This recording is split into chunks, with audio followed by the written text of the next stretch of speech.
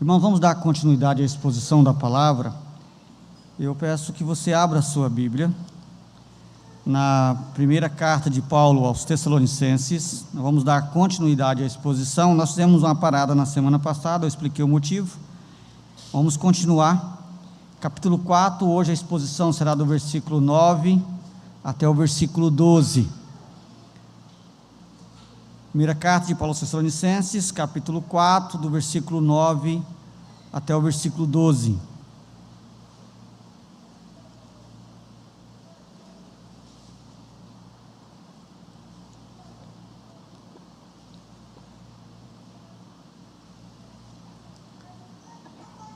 Diz assim a palavra do nosso Deus: no tocante ao amor fraternal, não há necessidade que eu vos escreva, porquanto vós mesmos estáis por Deus instruídos, que deveis amar-vos uns aos outros. E na verdade estáis praticando isso mesmo para com todos os irmãos em toda a Macedônia. Contudo vos exortamos, irmãos, a progredirdes cada vez mais, e diligenciardes por viver tranquilamente, cuidar do que é vosso e trabalhar com as próprias mãos, como vos ordenamos, de modo que vos porteis com dignidade para com os de fora, e de nada venhais a precisar. Vamos orar mais uma vez. Pai, obrigado por essa noite, por nos reunirmos e podermos servir ao Senhor no ato de culto, e poder também ser abençoado pelo Senhor, através da exposição da sua palavra. Que o teu Santo Espírito fale ao nosso coração, nos confronte, nos exorte, nos corrige, mas também produz em nós esperança, alegria, vida, fé. Cumpra, ó Deus, os propósitos santos do Senhor durante toda a exposição da sua palavra. Nós carecemos muito mesmo de ouvir o Senhor. Que a tua palavra possa, ó Deus, fazer algo profundo em nós, como nós precisamos disso. E te pedimos, fala conosco, ó Deus, no nome de Jesus. Amém. Irmãos, a Bíblia ela sempre usa termos como forasteiro e peregrino para se referir ao crente ou ao cristão, justamente porque o cristão ele deve ser visto ou reconhecido como alguém diferente. A partir do momento que você teve o encontro com Cristo, automaticamente a sua vida muda. Ela não muda no sentido de plenamente, totalmente, mas você já entra numa rota de mudança. Você não é o mesmo, você é outra pessoa. Isso é muito claro nas Escrituras. Eu acho bastante interessante esses termos peregrino, forasteiro, aplicado ao cristão, porque quando você vê um forasteiro, um peregrino, rapidamente você sabe que ele não é daqui. O jeito dele é diferente, a roupa, o costume, as falas, ele é facilmente identificável como alguém diferente.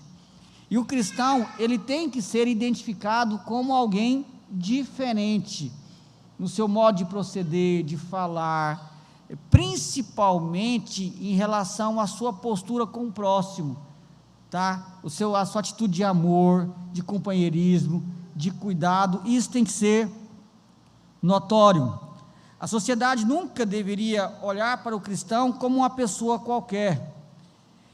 E, na verdade, quando não há um destaque positivo na nossa vida, então isso quer dizer que nós não estamos vivendo à altura do Evangelho. Se você lembrar no capítulo 4, no versículo 1, Paulo diz que há um modo de viver diferenciado do cristão. Olha rapidamente aí, Paulo fala o seguinte: finalmente, irmãos, nós vos rogamos e exortamos no Senhor Jesus, que como de nós recebestes, quanto à maneira, presta atenção nisso, a maneira porque devias viver e agradar a Deus. Então Paulo está dizendo aqui que existe uma maneira própria de um viver que agrada a Deus. Então o cristão ele tem uma maneira de viver diferente, e é uma maneira que agrada e que honra a Deus. Ou seja, um modo de vida diferenciado.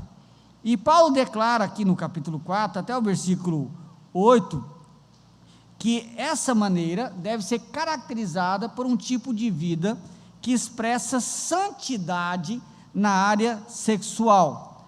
Agora, quando ele chega no versículo 9 até o versículo 12, é o que vamos expor hoje, Paulo vai dizer que esse tipo de maneira que agrada a Deus, tá? Ela se apresenta pelo menos de 3 formas, e nós vamos ver cada uma delas especificamente hoje.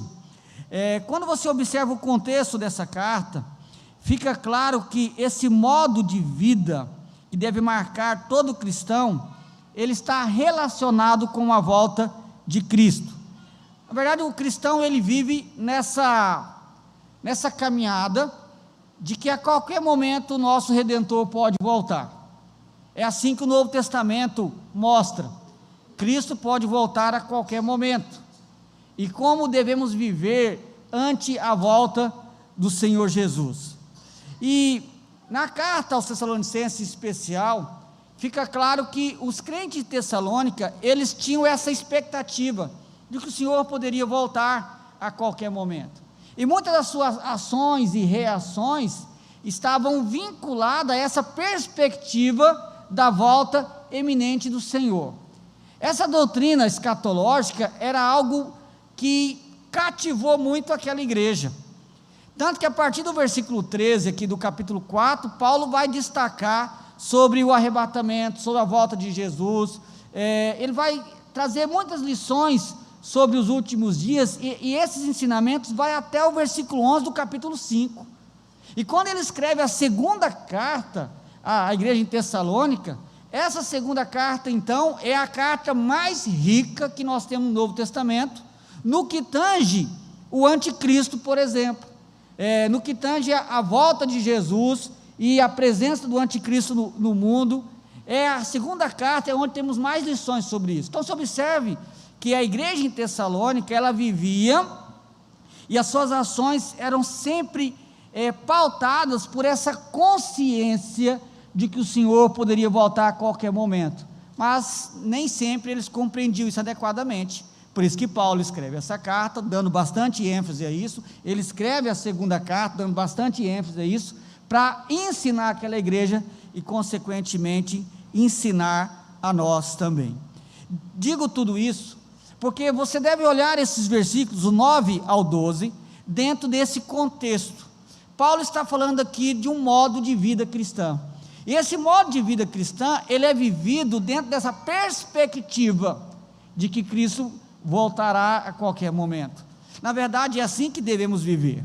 Você não pode viver como se Cristo não tivesse uma agenda, não tivesse um dia marcado para a sua volta, um dia de acerto de contas. Não, você deve viver nessa expectativa de que a qualquer momento o Senhor vai voltar. E se Ele não voltar em glória, no sentido de que você o verá tão rapidamente, pode ser que você o encontre de outra forma, né, se Deus o levar para si. Então, em linhas gerais, o que nós temos nesses versículos é como devemos proceder como cristãos ante a vinda do Senhor Jesus. Bem, em primeiro lugar, versículo 9 e 10, a nossa vida ela deve ser marcada pelo amor. Assim deve ser caracterizada a vida do cristão durante esse tempo, antes da volta do Senhor Jesus, caracterizada pelo amor. Acompanhe na sua Bíblia aí, versículo 9, Paulo diz: no tocante ao amor fraternal, não há necessidade que eu vos escreva, porquanto vós mesmos estáis por Deus instruídos que deveis amar-vos uns aos outros. Até aqui, por enquanto. Por mais que a igreja em Tessalônica tivesse ainda muita confusão na questão escatológica, como o arrebatamento, o anticristo, a volta iminente do Senhor, e assuntos dessa natureza, é inegável que aquela igreja vivia o evangelho com sinceridade e com devoção. Nós já vimos no capítulo 1 como a igreja em Tessalônica era uma igreja vibrante, né? Não dá para passar pelo capítulo 1 e ficar assim admirado como aquela igreja amava Deus, como aquela igreja dava testemunho, como eles eram ousados, como eles evangelizavam. Era uma igreja realmente contagiante. Nós vimos isso bastante no capítulo 1, tanto que no versículo 3 do capítulo 1, Paulo destaca algumas características daquela igreja, e entre elas, Paulo vai dizer que aquela igreja possuía um amor abnegado. Amor abnegado é a grande manifestação de amor, porque ninguém pode amar se não for abnegado. Ou seja, o amor verdadeiro é só quando você se abnega de si mesmo, do seu egoísmo. Só assim você pode evidenciar o amor. E Paulo elogia aquela igreja dessa forma. Agora observe, quando chega aqui no versículo 9, Paulo dá destaque novamente ao amor. E Paulo diz que no tocante ao amor fraternal, o amor fraternal é o amor de irmão. Essa palavra quer dizer literalmente amor de irmão dentro de uma casa, amor de família. Essa palavra com o tempo foi aplicado à igreja, porque a igreja deve ser constituída como o povo que é a família de Deus. Nós somos irmãos em Cristo. E esse conceito de irmãos, você tem que levar ele de forma muito literal mesmo, porque literalmente você é filho de Deus, e literalmente nós somos irmãos uns dos outros, e literalmente fazemos parte de uma única família. E é por isso que amor fraternal tem que ser uma marca característica da igreja do Senhor Jesus. Agora, o que chama a atenção é Paulo dizer, no tocante a isso, no tocante a esse amor fraternal, não há necessidade que eu vos escreva. É curioso isso mostra que aquela igreja dava demonstração de que, fato, ela amava de forma fraternal, havia um amor de irmão mesmo, de cuidado, de auxílio, de ajuda, de falar a verdade em amor entre aquela igreja. Agora, é importante nós destacar que Paulo diz que eles foram instruídos por Deus. Presta atenção, ele diz o seguinte, no tocante ao amor fraternal, não há necessidade de que eu vos escreva, porquanto, ou seja, por que eu não preciso gastar tempo escrevendo sobre isso? Porquanto vós mesmos, ou seja, vocês mesmos, pessoalmente, foram instruídos por Deus, instruídos sobre como deveis amar uns aos outros. É curioso essa colocação de Paulo aqui, porque Paulo não está dizendo que eles foram instruídos por Deus através da pregação, não é isso. Paulo está dizendo, olha, vocês mesmos, de forma pessoal, algumas traduções vão dizer, de forma pessoal, acho que a Bíblia de Jerusalém coloca assim, vocês foram instruídos por Deus. O que Paulo está chamando a atenção num dado muito importante, eu quero que você preste bastante atenção nisso aqui, tá? Paulo está dizendo que quando alguém se converte, há uma mudança na sua vida, e ele então passa agora a amar. Por que eu estou dando esse destaque? Porque de que forma que Deus instruiu aquela igreja a amar fraternalmente? Olha no versículo 8, então quando Paulo fala que aqueles que rejeitam as coisas que ele orientou sobre a vida de santidade na área sexual, ele diz que rejeita o homem, não rejeita o homem sim a Deus, aí ele vai dizer o seguinte, que também vos dá o seu Espírito Santo. Então ele está dando um destaque de que Deus dá àqueles que converteram o seu Espírito, o Espírito Santo. Na verdade é o Espírito Santo que nos convence do pecado, da justiça, do juízo, é Ele que nos regenera, é Ele que nos dá fé. Então ser salvo é ter o Espírito.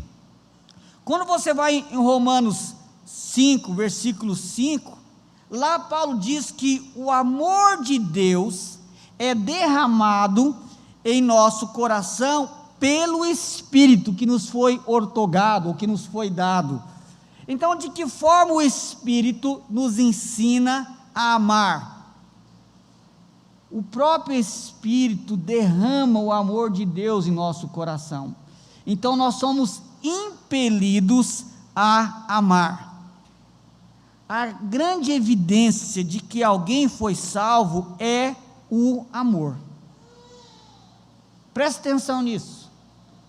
Paulo está dizendo, olha, eu não precisei gastar tempo fazendo um simpósio sobre a necessidade de amar. O próprio Deus vos ensinou, porque vocês têm o Espírito, e o Espírito Santo os constrangeu a amar. É o Espírito que os impeliu a amar, e de fato vocês estão vivendo com coerência, porque vocês amam uns aos outros. Essa era uma marca característica entre aquela igreja. Irmãos, é importante você pensar sobre isso.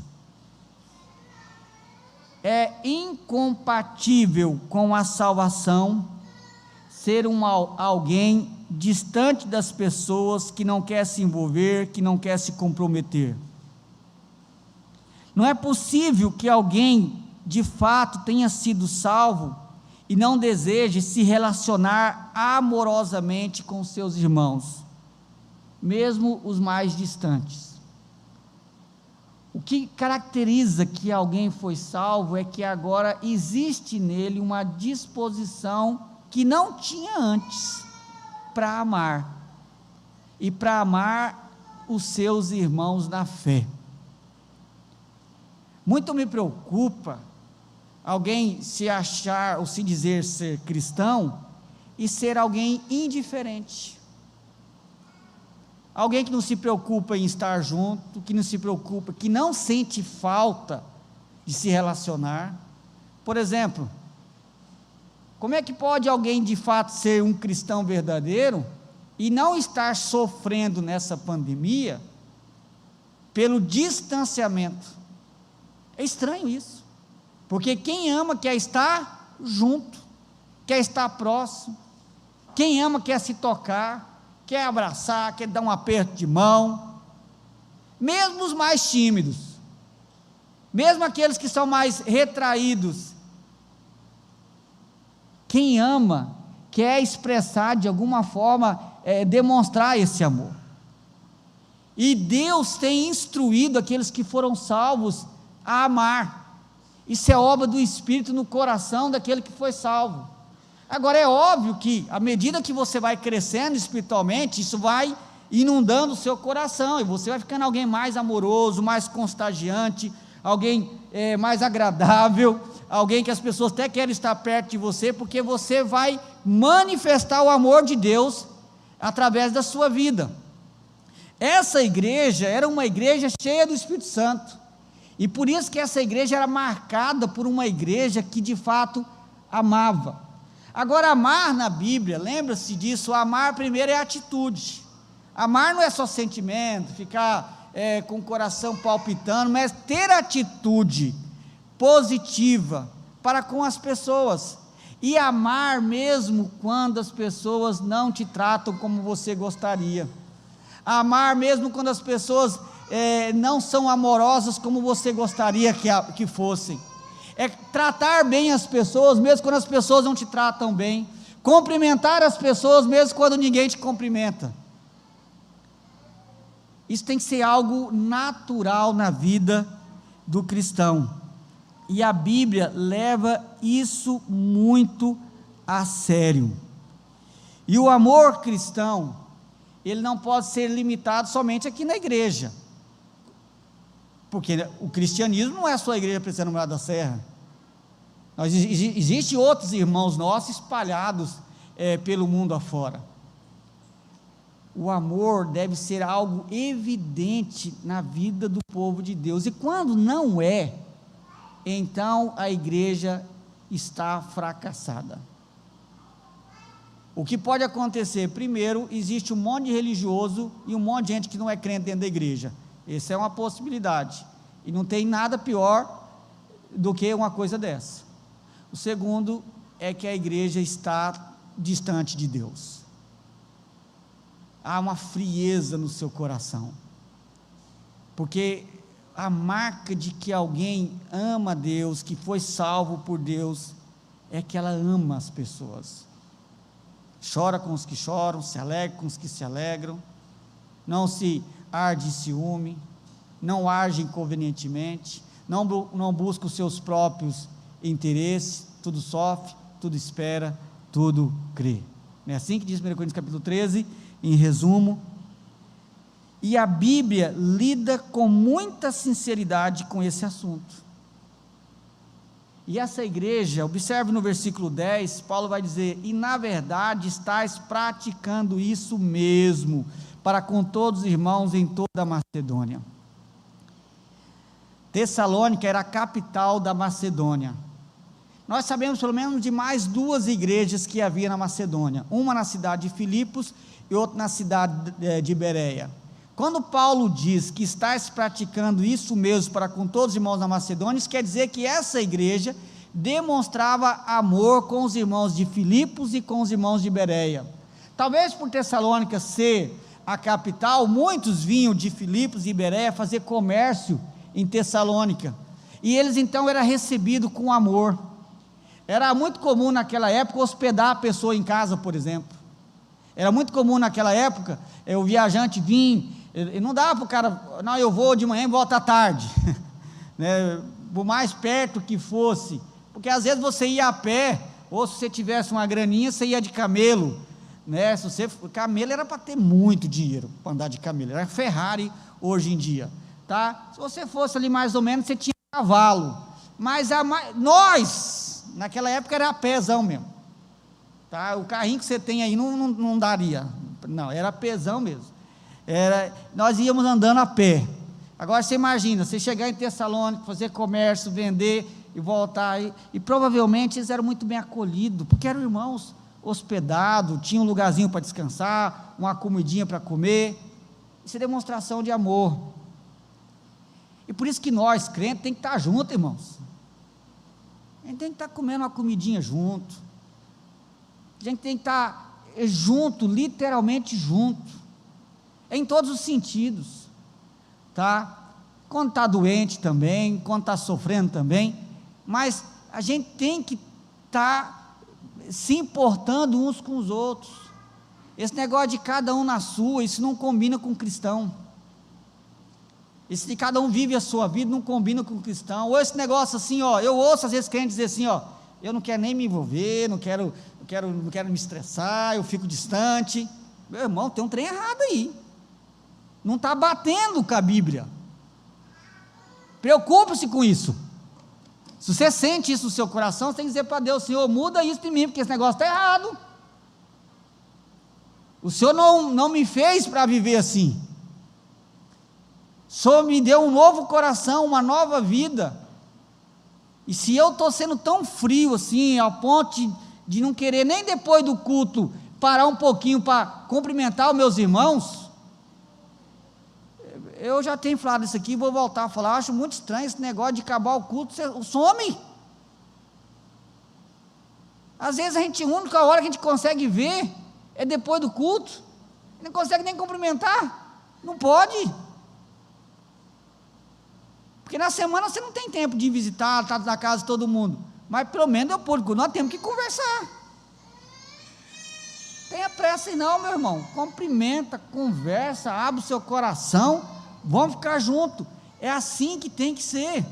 Isso eu quero mostrar para você o quanto a Bíblia leva a sério isso. Abre aí a sua Bíblia, geralmente eu escrevo no meu esboço, mas hoje eu não escrevi não, de propósito. Abre a sua Bíblia, 1 João, o presbítero Crete já facilitou um pouco lendo 1 João na liturgia. Abre a sua Bíblia, 1 João. 1 João, o apóstolo João é chamado na Bíblia o apóstolo do amor, só que antes de se converter, sabe qual que era o apelido dele e do irmão dele?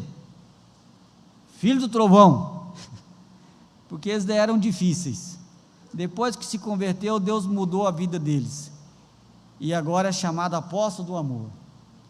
Mas é porque Deus usou João para escrever sob a sua inspiração e nos ensinar sobre o que é um cristão. 1 João capítulo 2, versículo 9, eu vou ler aqui, você acompanha aí na sua Bíblia. Olha o que João diz: aquele que diz estar na luz e odeia o seu irmão, até agora está nas trevas. Aquele que ama seu irmão, versículo 10, permanece na luz, e nele não há nenhum tropeço. 11, aquele porém que odeia o seu irmão, está em trevas, e anda nas trevas, e não sabe para onde vai, porque as trevas lhe cegaram os olhos. Eu não vou ler todos os textos, vou ler só alguns. Capítulo 3, versículo 14, ele vai dizer o seguinte: nós sabemos que já passamos da morte para a vida. Por quê? Por quê, irmãos? Por que nós sabemos que já passamos da morte para a vida? Pode ler aí, lê.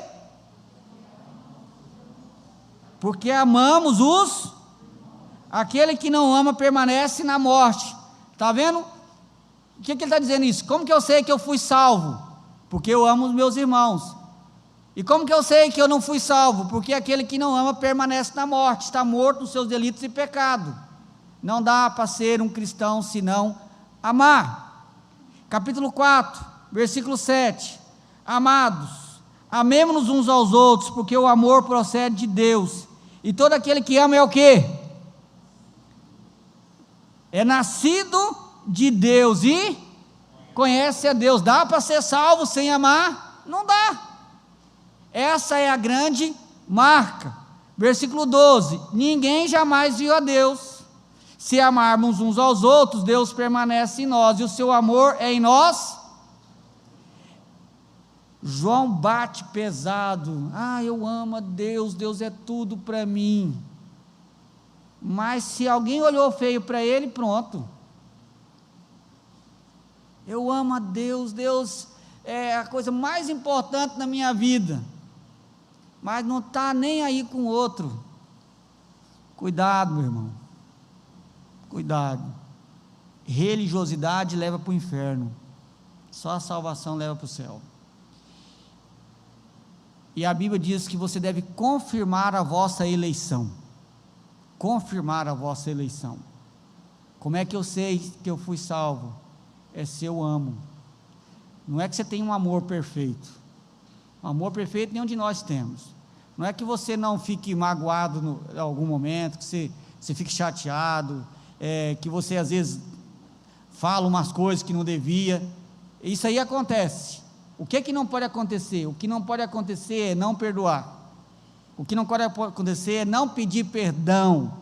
O que não pode acontecer é manter o coração endurecido. O que não pode acontecer é não levar a sério essas coisas. É isso que não pode acontecer. Se no meio do caminho você ofender alguém, peça perdão. Se alguém te ofender, perdoe. Se no meio do caminho você perceber que você está sendo muito indiferente, peça perdão a Deus, se arrependa do seu pecado, lute contra o egoísmo do seu coração, porque Deus te deu a salvação para que você pudesse amar. E por isso que Paulo diz que o próprio Deus vos ensinou. E Paulo está dizendo que Deus fez isso no dia que eles foram salvos, porque o Espírito Santo, ele nos leva a amar. Essa é a obra do Espírito em nós. E muitas vezes nós achamos que ser cristão agora, nós nos preocupamos com outras coisas, né? Mas a grande marca de alguém que foi salvo é o amor. E por isso que Paulo está tão alegre com essa igreja, porque era uma igreja que demonstrava ser uma igreja verdadeiramente cristã, porque aquela igreja era uma igreja pautada pelo amor. Pense nisso, meus irmãos. E observe mais um detalhe no texto, no versículo 10: contudo vos exortamos, irmãos, a progredirdes cada vez mais. É bastante interessante como que a pauta do amor é algo muito importante, porque Paulo elogia a igreja, porque ele não tinha nada que escrever para ele sobre esse tema, porque ele reconheceu que eles estavam sendo coerentes com o ensino de Deus aplicado pelo Espírito Santo, tanto que as igrejas da Macedônia poderiam testemunhar isso. Ele poderia dizer, glória a Deus, vamos para frente, mas não, ele diz, contudo, ou seja, apesar de tudo isso, apesar de toda essa lista positiva, vos exortamos a progredirdes cada vez mais. No que tange a amar, nós nunca amaremos o suficiente. No que tange a amar, a igreja nunca chegará a um nível de que ela não precise progredir nisso. E Paulo tinha isso muito claro na sua mente. Por isso que, se você lembrar, no capítulo 3, a partir do versículo 11, ele diz que está orando pela igreja. E ele diz no versículo 12, continuando a sua oração, o versículo 11 ele fala: ora, o nosso mesmo Deus e Pai, Jesus nosso Senhor, dirige-nos o caminho a tua voz. E ele continua a oração: e o Senhor vos faça crescer e aumentar no amor de uns para com os outros. Observe como que amar é algo tão importante, que Paulo elogia a igreja por causa do amor abnegado. Quando ele orava, ele continuava orando para que o amor aumentasse, crescesse, e depois de elogiar a igreja por causa do amor evidenciado ali, ele ainda exorta a continuar, a crescer, a progredir mais nesse assunto. Esse é um assunto que você humildemente sempre deve ponderar e pensar: será que eu tenho amado como a Bíblia diz? Ou melhor, eu preciso crescer nessa matéria, eu preciso crescer. Agora lembre, amor é atitude. Eu quero que você pense, como eu tenho demonstrado amor.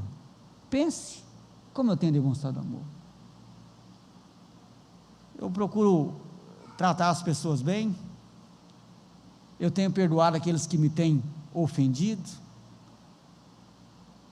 eu abro minha casa para receber as pessoas, eu tenho paciência com aqueles que são mais fracos na fé, eu tenho paciência, eu tolero aquelas pessoas que na minha perspectiva são difíceis, ou eu só sei falar mal dos outros, reclamar, só sei exigir as coisas, só sei bater o pé e dizer que tem que ser do meu jeito, porque isso é característica de gente egoísta que não sabe o que é amar.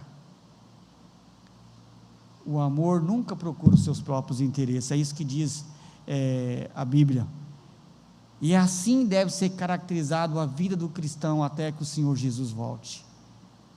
Se você está ansioso pela volta de Cristo, você deve demonstrar isso amando, porque foi para isso que Deus te salvou.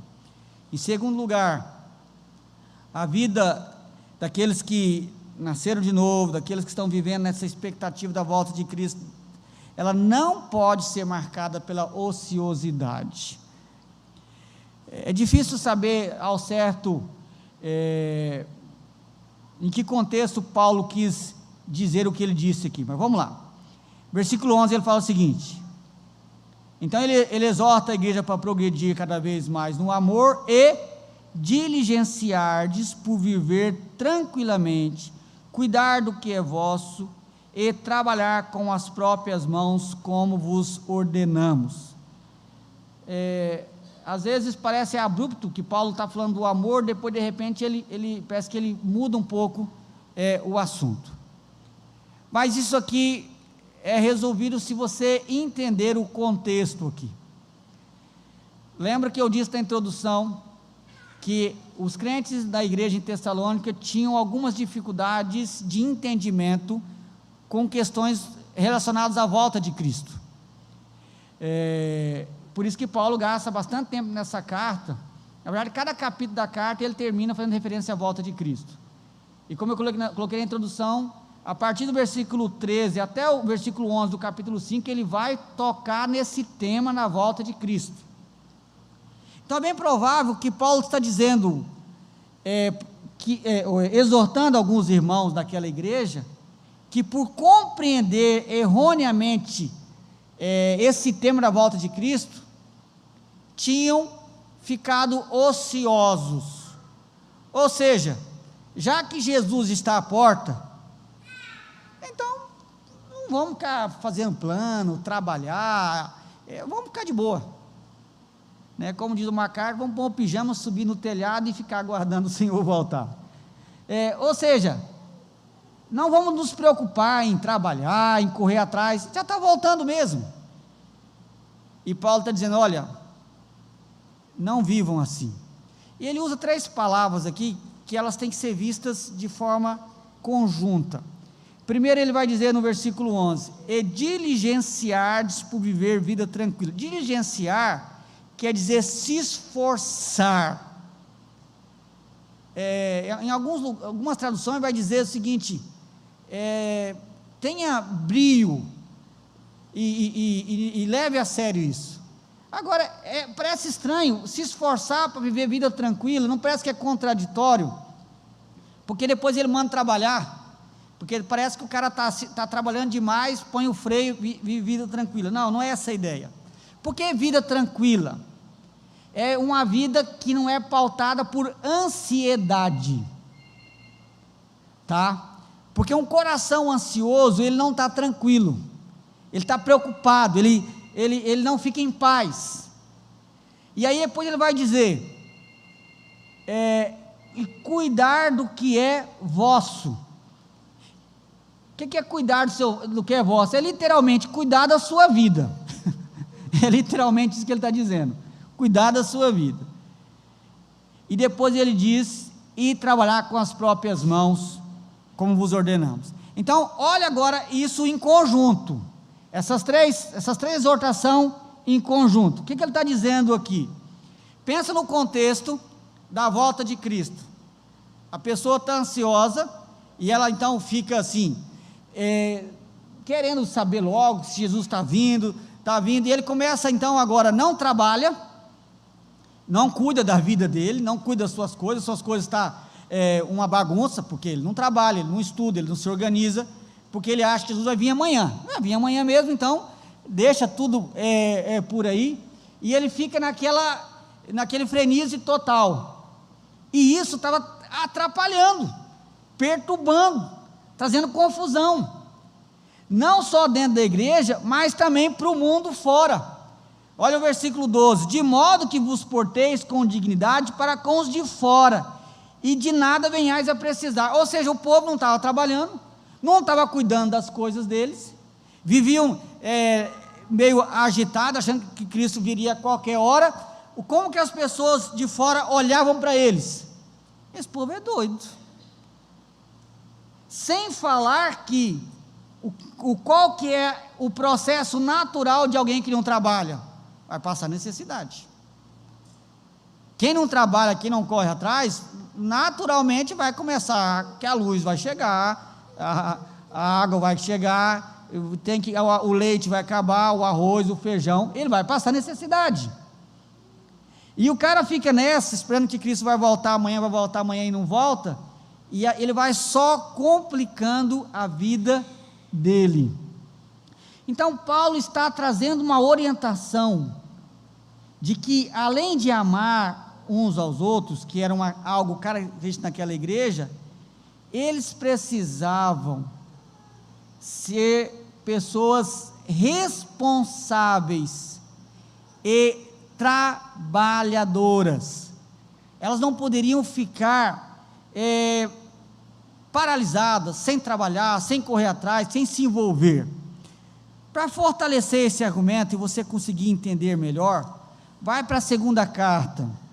Lembrando que a segunda carta, o ponto central da segunda carta é justamente a volta de Cristo. Capítulo 1, capítulo 2 vai falar sobre isso. Agora, quando chega no capítulo 3, tem as exortações finais. E observe, geralmente Paulo ele dá a doutrina, depois ele dá a prática da doutrina. Então no capítulo 3, a partir do versículo 6, Paulo diz o seguinte, acompanha na sua Bíblia aí, 2 Tessalonicenses 3, 6, nós vos ordenamos, irmãos, em nome do Senhor Jesus Cristo, que vos aparteis de todo irmão que ande desordenadamente, e não segundo a tradição que de nós recebeste. Desordenadamente é sem ordem, pois vós mesmos estáis cientes do modo que vos convém imitar-nos, visto que nunca portamos desordenadamente entre vós, nem jamais comemos o pão à custa de outrem, pelo contrário, em labor e fadiga, de noite e de dia, trabalhamos a fim de não sermos pesados a nenhum de vós, não porque não tivéssemos esse direito, mas por termos em vista oferecer-vos exemplo em nós mesmos, para nos imitardes, porque quando ainda convosco vos ordenamos isso, se alguém não quer trabalhar, também não coma. Está vendo? Então esse problema aí era um problema sério ali, pois de fato estamos informados que dentre vós há pessoas que andam desordenadamente, não trabalhando, antes se intrometem na vida alheia. Lembra o que ele disse lá atrás, que cada um cuida do que é seu? Quando você cuida da sua vida, você não se intromete na vida do outro. A elas, porém, determinamos e exortamos no Senhor Jesus Cristo, que trabalhando tranquilamente, comam o seu próprio pão. E vós, irmãos, não vos canseis de fazer o bem. Caso alguém não preste obediência à nossa palavra dada por esta epístola, notai-o, nem vos associeis com ele, para que fique envergonhado. Todavia não considereis por inimigo, mas adverti-o como irmão. Olha, que interessante isso aqui. Depois de Paulo falar sobre a volta de Cristo, e como será do anticristo e tudo, a questão prática da carta é puxar a orelha dos preguiçosos, ou pelo menos daqueles que talvez não queriam trabalhar, porque achavam que Cristo ia voltar a qualquer momento, então não vou fazer nada. Bem, a questão é o seguinte: ninguém sabe quando Cristo vai voltar. Volta para a primeira carta, tá? Tessalonicenses, capítulo 4. Ninguém sabe quando Cristo vai voltar. No capítulo 5 de Tessalonicenses, no versículo 2, Paulo diz que o Senhor virá como um ladrão. Se você soubesse o dia que o ladrão viesse na sua casa, você se prepararia. Por isso que ele usa essa metáfora. Isso quer dizer que ninguém sabe quando o Senhor vai voltar. Isso quer dizer que até o dia de Cristo voltar, seja o dia que for, eu tenho que viver a minha vida na terra como uma pessoa normal, trabalhando, estudando, fazendo plano, planejamento, mas não a ponto disso tomar conta do meu coração como se ele nunca fosse voltar. O problema é que os crentes, eles sempre vivem nos extremos. Ou você é daquele tipo de que se entrega a esse mundo como se Cristo não fosse voltar nunca mais, e aí você vive como se tudo dependesse daqui. Você já faz plano até para a sua 4ª geração, tudo depende daqui. Está errado. Ao fazer isso, o seu trabalho, os seus estudos, tudo que você faz se torna um ídolo, se torna o objetivo da sua existência. Não, isso também é pecado, porque tudo isso vai ficar, e quando você morrer vai ficar, se Cristo voltar vai ficar, e você não deve amontoar bens na terra, onde, não é assim que a Bíblia diz? Onde a traça corrói, mas no céu, ou seja, o seu coração não pode também se apegar demais aqui. Por outro lado, você também não pode achar que, porque Cristo vai voltar a qualquer momento, então você não trabalha mais, você não estuda, não quer casar, não quer se esforçar, não quer viver a vida normal. E ao fazer isso, você vai ser um peso na vida das pessoas. Porque se Cristo demorar muito tempo para voltar, como é que você vai comer? Alguém vai ter que te dar comida. Aí você vai ser um peso na vida dos irmãos. Porque nós somos exortados a amar, então não vamos deixar ninguém passar fome. Mas um cristão verdadeiro, ele não pode ser um peso para ninguém. Eu não estou dizendo, meus irmãos, que nós não podemos ajudar as pessoas. Lógico que pode. Você está desempregado, não vai faltar nada para você não. Se você está desempregado, se está doente, se teve um infortúnio, aconteceu um problema, nós temos que nos unir e cuidar de você, para que não te falte nada. Agora, o que não pode é um crente ficar, como diz o poeta, deixa a vida me levar, e não pode. Você tem que trabalhar, ser responsável, estudar, porque quando fica ocioso, o que vai acontecer? Causa ansiedade e começa a se intrometer na vida dos outros. É isso que vai acontecer, porque fica ocioso. Agora, se ele está trabalhando, está estudando, está correndo atrás, está se envolvendo, está vivendo responsavelmente na terra, ele não vai ser peso para ninguém, não vai dar mau testemunho, porque o crente também não pode dar mau testemunho, que é a terceira questão que Paulo destaca aqui. Porque Paulo diz, como é que o crente deve viver até Cristo voltar? Ele tem que demonstrar amor, ele não pode viver na ociosidade, e ele tem que dar testemunho. É o versículo 12: de modo que vos porteis com dignidade para com os de fora. Observe que agora ele muda o tom, porque nos versículos anteriores ele está falando de amar os irmãos, o amor fraterno, Filadelfos no grego é amor de família. Só que agora no versículo 12 há uma preocupação para aqueles que são fora da família, os de fora, porque se você for alguém ocioso, que não trabalha, que você vai dar mau testemunho. E o povo de Deus tem que ser visto assim, um povo amoroso, mas um povo também lutador, trabalhador, estudioso, responsável, que não fica se metendo na vida dos outros, que não fica aproveitando de ninguém. Não, no meio de nós não pode ter isso. Ninguém pode ficar aproveitando porque o outro irmão é bonzinho, vai lá, fila uma boia aqui, fila um outro lá, e vive aí. Não, isso aí é pecado. O povo de Deus tem que ser amoroso, tem que ser gentil, ser carinhoso, mas não aproveitador. A Bíblia é contra isso, tá? Você tem que trabalhar, correr atrás, lutar. Agora, a não ser que, mas aí não é aproveitar, as pessoas vão te ajudar, a não ser que você está passando por necessidade. E necessidade, entenda-se de duas formas. Às vezes é pontual, até você arrumar um emprego, ou às vezes é durante muito tempo, porque é problema de saúde, por exemplo. Se é problema de saúde, você vai precisar de ajuda durante muito tempo. E uma coisa que nunca pode acontecer na igreja é um irmão passar necessidade. Isso aí é a derrota de uma igreja. Nunca pode acontecer. No meio da igreja não existe ninguém que passe necessidade e nós fiquemos sabendo, aí, a não ser que a pessoa orgulhosa, ela passa necessidade e não conta para ninguém, ela também está pecando, ela está sofrendo por causa do orgulho do coração dela. A igreja tem que estar sempre pronta a ajudar. Agora, não querer correr atrás, esforçar, lutar, estudar, isso a sociedade vai olhar os crentes como um povo esquisito. Agora você imagina se nós formos caracterizados como um povo que ama e como um povo que é lutador. Que grande exemplo nós vamos dar. Que grande impacto nós vamos causar na sociedade. Um povo estudioso, um povo que trabalha, um povo que não gasta dinheiro à toa, um povo que não precisa da ajuda de forma de esmola, é um povo que está correndo atrás.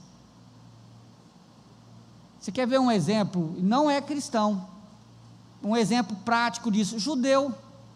Você já viu judeu passando necessidade? Eu nunca vi. Mas por quê? Porque eles cuidam do povo deles, eles cuidam uns dos outros, e são lutadores, são trabalhadores, é a mesma ideia. Não pode haver ninguém no nosso povo passando necessidade, nós temos que cuidar uns dos outros, mas também não pode haver no nosso meio ninguém folgado, também não pode. E as pessoas têm que olhar para o povo de Deus e dizer, aquele povo ali eu não concordo com eles não, mas que eles são amorosos, eles são. Aquele povo eu não concordo com eles não, mas que eles são trabalhadores, eles são. Nós nunca vimos um crente passando por isso, por aquilo outro, no que tange a necessidade financeira. É assim que deveria o mundo olhar para nós, e deveríamos cuidar uns dos outros, ajudar uns aos outros. É assim que deve ser marcada a igreja do Senhor Jesus Cristo, e até a volta de Cristo, é assim que a igreja vai manifestar a luz de Cristo ao mundo. E meus irmãos, que Deus nos ajude, nos dê graça, para ser um povo amoroso, um povo que não vive na ociosidade, e um povo que se comporte de forma correta com os de fora, que dê um bom exemplo aí fora do nosso modo de proceder. Amém? Vamos ficar em pé, vamos orar.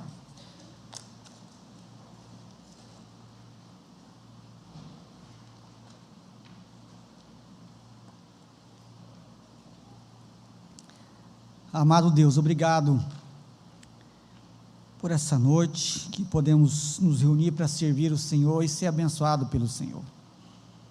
Pedimos que a sua palavra possa produzir frutos dignos de arrependimento no nosso coração, porque nós reconhecemos, ó Deus, que nem sempre somos tão amorosos como deveríamos ser, e isso é vergonha para nós. Nós reconhecemos que às vezes nós não somos tão responsáveis como deveríamos ser, e às vezes como igreja, o nosso testemunho não é tão impactante nessa sociedade como deveria ser. Eu te peço que o Senhor tenha piedade de nós, e que a Tua palavra possa realmente causar um impacto profundo em nós, para que sejamos mais amorosos, mais envolvidos, ó Deus, de forma responsável e equilibrada nesse mundo, e que possamos realmente, ó Deus, trazer um bom testemunho, ó Deus, àqueles que são de fora. Olha para nós, ó Deus, como igreja, e aplique essa palavra com profundidade no nosso coração, porque assim o Senhor será honrado, glorificado e exaltado. Tenha misericórdia de nós, nos abençoe em nome de Jesus.